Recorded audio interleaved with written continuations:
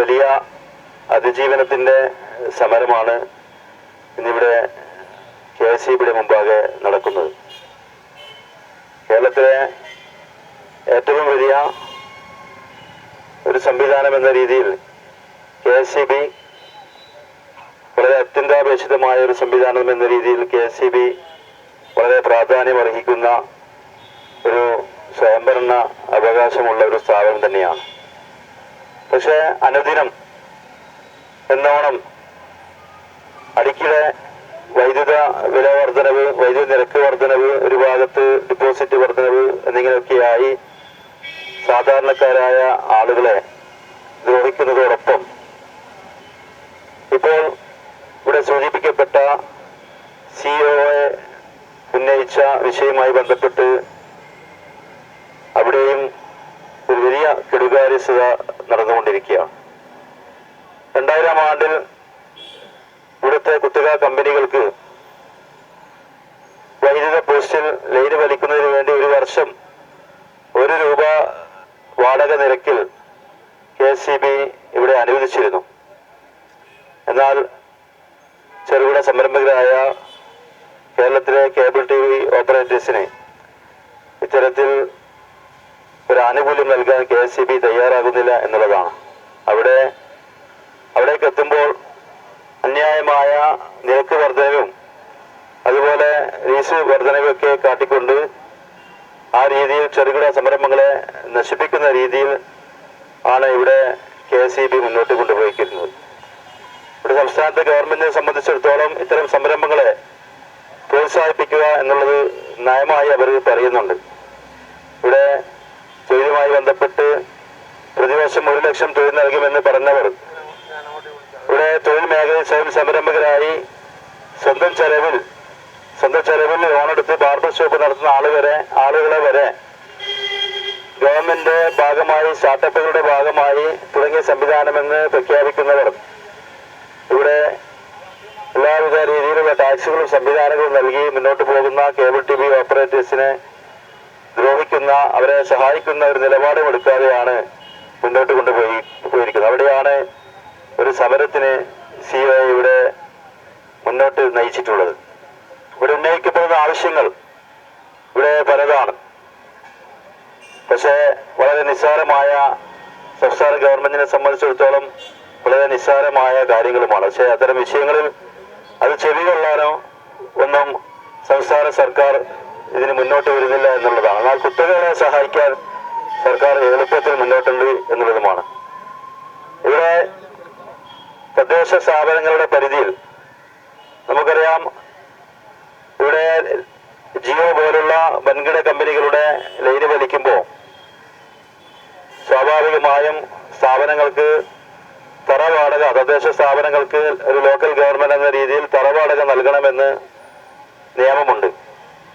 എന്നാൽ അത്തരം സംവിധാനങ്ങളില്ലാതെ സൗജന്യമായി നൽകണമെന്ന് ഗവൺമെന്റ് സർക്കുലർ ഇറക്കി ഇത്തരം കുത്തകളെ സഹായിക്കുന്ന നിലപാടുമായി മുന്നോട്ട് പോകുന്നു. ഇവിടെ ഗെയിൽ പൈപ്പ് ലൈൻ നാളൊട്ടുക്കും റോഡ് മുറിച്ച് നാളൊട്ടുക്കും ലൈന് വലിക്കുകയാണ്. അവിടെയും ഇത് തന്നെയാണ് അവസ്ഥ. ഇവിടെ തദ്ദേശ സ്ഥാപനങ്ങൾക്ക് നൽകേണ്ട ഡിപ്പോസിറ്റ് അത് ഒഴിവാക്കിക്കൊണ്ട് അത്തരം കാര്യങ്ങളിലൊക്കെ ഇളവ് നൽകിക്കൊണ്ട് ഉത്തരവിറക്കിക്കൊണ്ട് ഇത്തരം വൻകിട കമ്പനികളെ സഹായിക്കുന്ന നിലപാടുമായി ഗവൺമെന്റ് ഒരു ഭാഗത്ത് പോകുന്നു. മറുഭാഗത്ത് അവശ്യ സാധനങ്ങളുടെ വിലവർധന നിയന്ത്രിക്കുന്നതിനുള്ള ഒരു നടപടിയും എടുക്കുന്നില്ല.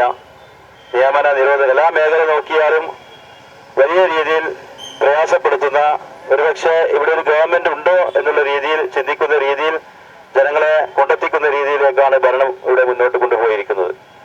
ഇവിടെ ആഭ്യന്തര രംഗത്ത് നമുക്കറിയാം, ഇന്നുണ്ടായിരിക്കുന്ന ലഹരിയുമായി ബന്ധപ്പെട്ട ഒരുപാട് വിഷയങ്ങൾ നമ്മുടെ സംസ്ഥാനത്തിന്റെ കയ്യിൽ നിന്ന് വിട്ടുപോകുന്ന രീതിയിൽ ആഭ്യന്തരം, അതുപോലെ അത്തരം കാര്യങ്ങൾ, ലഹരി മാഫിയകൾ നമ്മുടെ കേരളത്തെ പിടിമുറുക്കിയിരിക്കുകയുമാണ്. അതൊക്കെ ഒരു നോക്കുകുത്തിയായി ഇവിടുത്തെ ആഭ്യന്തര വകുപ്പും സംസ്ഥാന സർക്കാരും ഒക്കെ ഒരു നോക്കുകുത്തി പോലെ ഇവിടെ അതൊക്കെ കാഴ്ചക്കാരായി കണ്ടുകൊണ്ടിരിക്കുകയാണ്. പറയാതെ ദൂരത്തിന് ഒരു കുറവുമില്ല. ഇവിടെ കഴിഞ്ഞ കുറച്ച് ദിവസങ്ങൾക്ക് മുമ്പാണ് പത്രത്തിൽ നമുക്കൊക്കെ വായിക്കാൻ സാധിച്ചത്, PSC മെമ്പർമാരുടെ ശമ്പള വർധനവ്, 1 ലക്ഷത്തിൽ നിന്ന് 3 ലക്ഷമൊക്കെ ആക്കിയിട്ടുള്ള വർധനവ്, അതുപോലെ അതുപോലെ അധിക തസ്തികകൾ സൃഷ്ടിച്ചുകൊണ്ട് നിയമന നിരോധന സാമ്പത്തിക പ്രയാസത്തിന്റെ പേരിൽ നിയമന നിരോധനം ഒരു ഭാഗത്ത് നടക്കുമ്പോൾ മറുഭാഗത്ത് assistant secretary assistant secretary additional secretary പോലുള്ള 700ഓളം പോസ്റ്റുകൾ അധികം സൃഷ്ടിച്ചുകൊണ്ട് സംസ്ഥാനത്തിന് വലിയ ബാധ്യത ഒരു ഭാഗത്ത് തീർത്തുകൊണ്ടിരിക്കുന്നു. നമ്മുടെ കേരളത്തിലെ കാര്യങ്ങൾ നോക്കാൻ വേണ്ടി KV തോമസ് മാഷിന് ശമ്പളം വേണ്ട, ഞാൻ സൗജന്യമായി ജോലി ചെയ്യുമെന്ന് പറഞ്ഞ തോമസ് മാഷിന് ഇവിടെ യാത്രാപത്തിയായി 11 ലക്ഷം രൂപ ഡൽഹിയിൽ നിന്നും ഇങ്ങോട്ടേക്ക് വരാൻ വേണ്ടി ഒരു വർഷത്തേക്ക് 11 ലക്ഷം രൂപ ഇവിടെ അനുവദിക്കുന്നു. അങ്ങനെ ആവശ്യക്കാർക്ക് അല്ലെങ്കിൽ കുത്തകകൾക്ക് വേണ്ടപ്പെട്ടതെല്ലാം ചെയ്തു കൊടുക്കുന്ന ഒരു സംസ്ഥാന ഗവൺമെന്റ് ഇവിടെ സാധാരണക്കാരുടെ വിഷയങ്ങളിൽ അവിടെ ചിന്തിക്കുക പോലും ഇല്ല എന്നുള്ളതാണ്.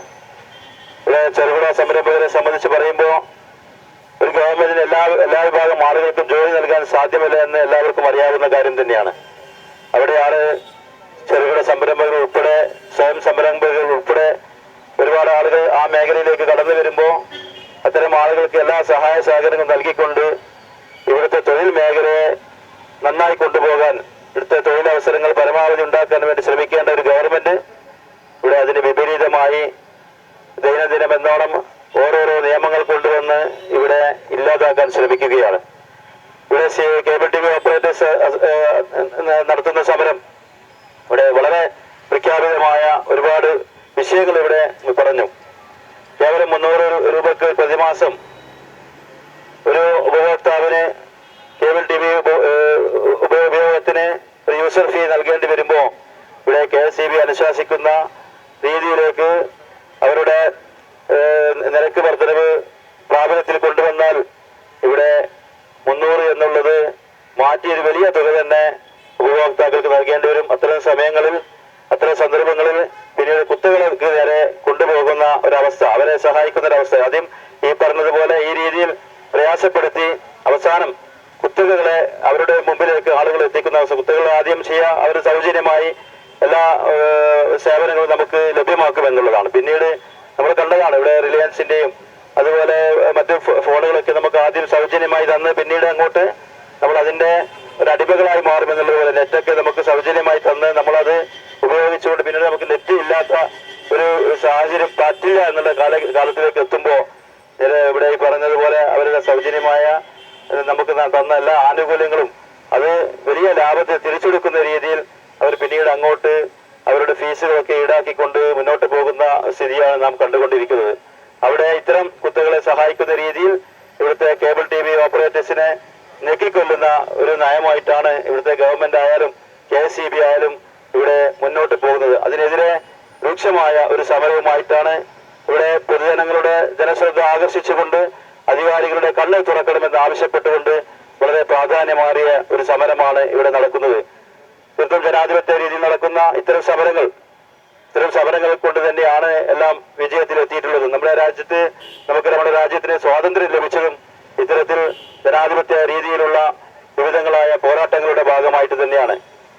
ഇത് 100 വർഷക്കാലത്തോളം നമ്മുടെ രാജ്യത്തെ അടിമകളാക്കി കൊണ്ടുപോയ ബ്രിട്ടീഷ് ഗവൺമെന്റിനെ നമുക്ക് തുരത്തിക്കൊണ്ടുപോകാൻ സാധിച്ചിട്ടുണ്ടെങ്കിൽ ഇത്തരം തെറ്റായ നയങ്ങൾ നടത്തുന്ന സ്ഥാപനങ്ങൾക്കെതിരെ, ഗവൺമെന്റിനെതിരെ ഇത്തരം വിഷയങ്ങൾ അവരുടെ മുന്നിൽ വെച്ചുകൊണ്ട് തീർത്തും ജനാധിപത്യ രീതിയിൽ നടത്തുന്ന സമരങ്ങൾ അത് വിജയത്തിലെത്തും എന്നുള്ളത് അത് നമുക്ക് പറഞ്ഞറിയിക്കേണ്ട കാര്യമില്ല. തീർച്ചയായും ഇത്തരം സമരങ്ങൾ വിജയത്തിലേക്ക് എത്തുക തന്നെ ചെയ്യും. ഇത് ജനങ്ങൾ ഈ വിഷയങ്ങൾ ജനങ്ങളുടെ മുമ്പാകെ സമർപ്പിച്ച് ജനങ്ങളെ ഏറ്റെടുത്ത് വിവിധ രാഷ്ട്രീയ കക്ഷികളൊക്കെ ഏറ്റെടുത്തുകൊണ്ട് ഇത്തരം വിഷയങ്ങൾ മുന്നോട്ട് പോയാൽ തീർച്ചയായും ഈ സമരം ഫലം കാണും എന്നതിൽ യാതൊരു സംശയവുമില്ല.